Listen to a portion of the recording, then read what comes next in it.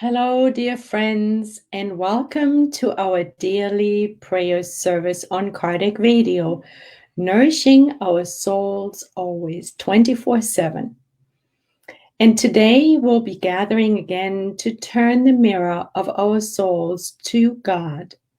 Emmanuel gives us this beautiful picture of a mirror, that there is a mirror in front of our souls, and we can turn it towards God. And what happens when we turn the mirror onto something? We reflect the very same thing back onto us, into us. And since God is nothing but love and light, what we're mirroring back towards us is nothing but love and light. And then as a result, as we do that through divine prayers, we have the ability to spread the gifts we receive from God. So this is a beautiful cycle, a circle of love that we are practicing. We're practicing daily. And today we will be reading from this beautiful book, Pillars of Trust, chapter 24. So you're all invited to open your hearts and minds and let us see what message is coming through today. It is a message where we learn of how to boost our immune system. Now, our immune system has taken on particular importance these days. And when we hear the word immune system, we most often equate it with our physical body through diet, vitamins, and the like. But there is another level, actually the deeper level, the true level. And that is in boosting our immune system on the soul level. And today we're going to get some ideas of how we can do that. Health of the body and soul. If you wish to take control of your body's and soul's health, learn how to look at your life as it rapidly unfolds, so preciously within you and all around you. Notice the richness of your inner life expressed in each day's conflicts, and treat your needs with respect, so that you may offer yourself what is true and just at each moment. However, do not forget that your needs are not necessarily what you desire. As your present moment is established by your previous moral, effective, and personal commitments, which require your generous attention and your dedicated commitment for their fulfillment. Regard the imperatives of your moral life with courage and take on trials of learning along with their renewing purposes. Renew your beliefs in a way in which you will find fulfillment and joy in accomplishing your regenerative obligations. Face others with the spirit of fraternity, treating them as an extension of yourself, knowing your pains and theirs are equally just and worthy, so that you may help with whatever is in your reach. Health of the body and soul is a natural result of an effort to face oneself, of personal responsibility, and of our surrender to the sovereign laws of life, these all being in synchronicity with love. Thus honor those days that go by while doing your work towards self-knowledge, collective usefulness, and renewal, while continuing your trust in the Lord. Then health will be a natural consequence over time. Dear friends, what a rich message, what a gift we're receiving from Diaz de Cruz, who is the spirit who is giving us this gift today. So let us go over it again. Let us jog our memory. So Diaz de Cruz starts off by saying that we are invited to observe and be present to our inner life that is expressed in each day's conflicts. What a novel way of looking at our inner life that gets expressed through daily conflicts in our lives. It is a very positive, all-embracing view that we are receiving today. In other words, now we're invited to look at our conflicts as something that is to be renewed, that is to be transcended, that is where our inner work lies. Our inner life reflects itself out into our daily experience, often through conflict, not only, but also.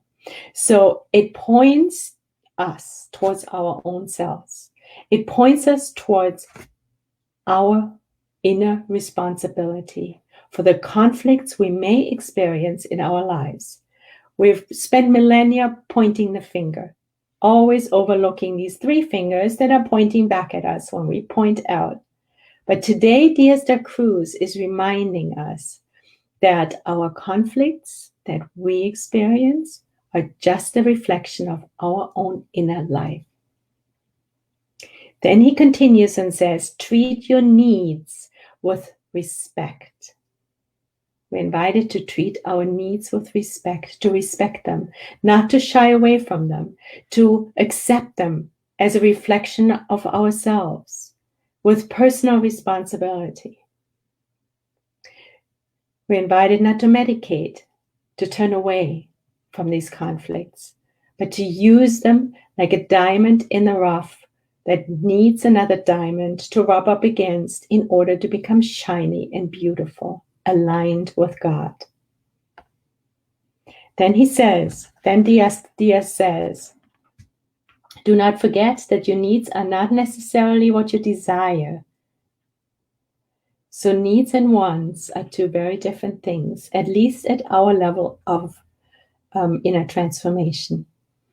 Our needs are usually something we don't really like, but the wants are the ones that we would like to have more of: more money, more time, more play, more fun, more beauty, and so forth and so on. That's what we want. But our needs is something very different. Our needs are the ones that drive us on in our inner transformation. So do not forget that your needs are not necessarily what you desire, as your present moment is established by your previous moral, affective, and personal commitments. So our need structure, what we're being given in this lifetime, stems from our past, from our previous moral conduct, our affective and personal commitments. Did we fulfill them? Then our lives will be easier. Did we not? Then our lives will be more difficult, and we will have more of those conflicts that are just a representation of our unfulfilled duties from previous days. They may be during our current incarnation or our previous incarnation. Then he says, these needs desire generous attention. What a beautiful way of expressing it, generous attention. So we're invited to open our hearts and minds to wrap ourselves around these needs, these duties that present themselves to us in our current incarnation. Regard the imperatives of your moral life with courage. When we go to the Spirit's book, and it's question 629, Allan Kardec helps us to understand the definition of morality. And the spirits on high help us to understand that morality is defined as the rule of good conduct. The rule of good conduct. And what does that mean? It means that we are observant of God's law. And how can we distinguish between good and evil? most effectively, because we know we're prone to making mistakes. It is the golden rule. We're desiring for others what we desire for ourselves. When we apply that to everything in our daily routines, we can't go wrong.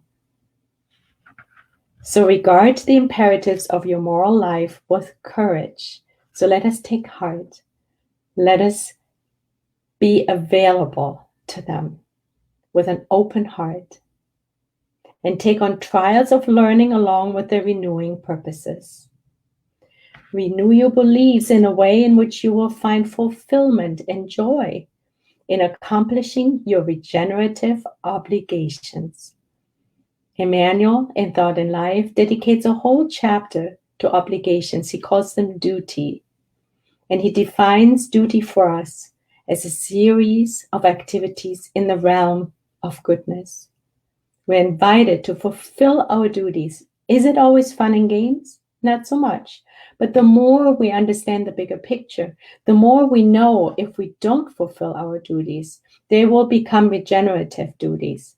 They will be the conflicts that will be projected from our soul into our outer life. They will become those difficult relationships, the losses, the hardships, the illnesses that we experience. So in order for us to boost our immune system, we are asked to fulfill our duties. And we also know that charity begins only when duty ends. And since duty is already defined as a series of activities in the realm of goodness, the bar is pretty high, but we know the rules and now we can play by them. So that we will plant beautiful seeds in our gardens of eternity, because we will be the ones who will be reaping the harvest. Then he says, face others with the spirit of fraternity.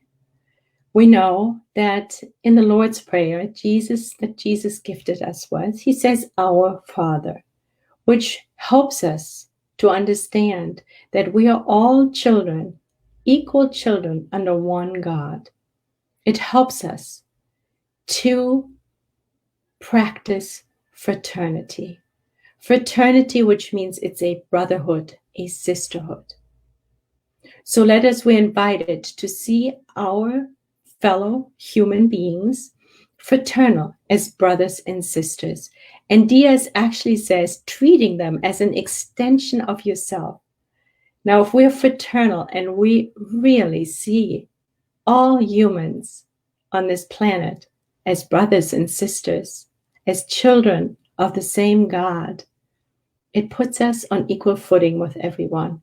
It helps us to embrace even the most difficult people in our lives. Health of the body and soul is a natural result of an effort to face oneself.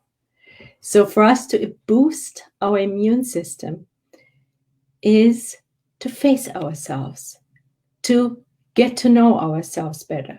How can we work on our moral transformation, our inner transformation, if we don't know who we are, if we don't know what plateau we are on? Even in the ancient days, the Oracle of Devi, I think is the name, already inscribed it. Know thyself. And how do we get to know ourselves? Very effectively. Well, for that, we go to St. Augustine. St. Augustine said, do what I used to do during my lifetime. Every night before you go to bed, go over the day that you have just completed. Do a nightly review and look at your thoughts, your feelings, your words, and your actions. And if we do that every single night, we will see who we are. We will see where we've done well, and we will also see where we need improvement.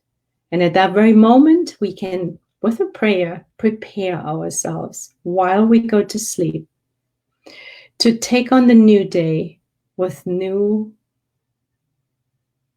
encouragement with new wisdom, making up for the wrongs we've committed, and making wiser choices. So face oneself.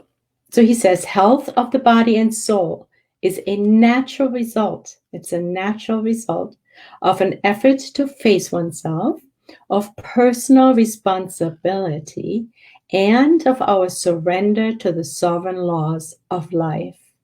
And what are the sovereign laws of life? They can be summarized as love.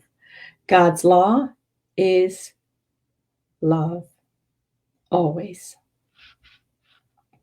So we're invited to face ourselves, to look at our own selves with courage. In the gospel we learn that the hardest thing for us to do, what we need the most courage for, is to face our own selves, to look at ourselves, to get to know ourselves, because it's so much easier to see the speck in others' eyes than to really examine the plank that we carry in our own eyes. And we need to do that with personal responsibility, owning everything that's happening in our lives, to never blame anyone, and even paying attention in our choice of words, because the choice we often use in the English language by saying, you made me feel like, or you made me do this, is instantly a victim statement. It shows that we are blaming the other for what we are doing instead of taking responsibility. Jesus modeled to us of how to be a responsible human being. He always boosts our personal responsibility. He boosts the adult in us. Thus, honor those days that go by while doing your work towards self-knowledge, get to know ourselves, collective usefulness, and renewal, while continuing your trust in the Lord. Then health will be a natural consequence over time. So we're invited to get to know ourselves better and to work on our renewal. Those two go together. We can much better work on our renewal if we know who we are and what we're thinking, what we're feeling, and what we're doing, and what we're speaking. And we're invited to collective usefulness. So when we go through our days, we're invited to ask ourselves in our choices that we make daily, is what I'm choosing also good for others, or is it only good for me? Is it only useful for me, or is it also useful for others? It's a beautiful test for us to see whether we are of service while we're working on our inner transformation with responsibility, getting to know ourselves better. Dear friends, this is the recipe for success. This is what truly boosts our immune system. So in closing, let us pray. Let us see whether we can get some music here to open our hearts and minds further. So I ask you, if you like, to please close your eyes and feel comfort in your chair and allow this beautiful melody to touch your hearts while we stay connected to God, to Jesus, our guide and model, to Mother Mary, who is always available to us as well in her motherly love. And we are thanking dear Star Cruz for this beautiful, powerful, helpful message today. And for Andre Morera, who is the medium through whom this message came. And of course, we're opening our minds and hearts and arms to the mentors of Kardec Radio, our own mentors, with gratitude. Thank you for reminding us, clarifying for us of how we can effectively boost our immune system so we may ward off viruses, bacteria, funguses, fungi, and of course also congenital illnesses, chronic diseases like cancer, heart disease, diabetes, and more. We've just received the most amazing boost with clarity and love. And as we receiving this gift, having our mirror be turned towards God and God's love and light, we're praying that we remember to share the little pieces of our love with our brothers and sisters. May it be through prayer, through kind thoughts, through indulgence, benevolence, and always forgiveness. We're praying that all those who are suffering on this planet and also the suffering discarnates may be helped with the same recipe that we are receiving. And we're reaching out to the politicians of the various countries and asking for them to be supported by Jesus and the spirits on high. And with this, we kindly ask for permission to close today's prayer circle. And so be it, dear friends. Thank you so much for joining. I'm seeing Beth Cruz and Daniel Peon, Abby Shear, Glancario Almeida, Ana Paula, and there is John De Rosa.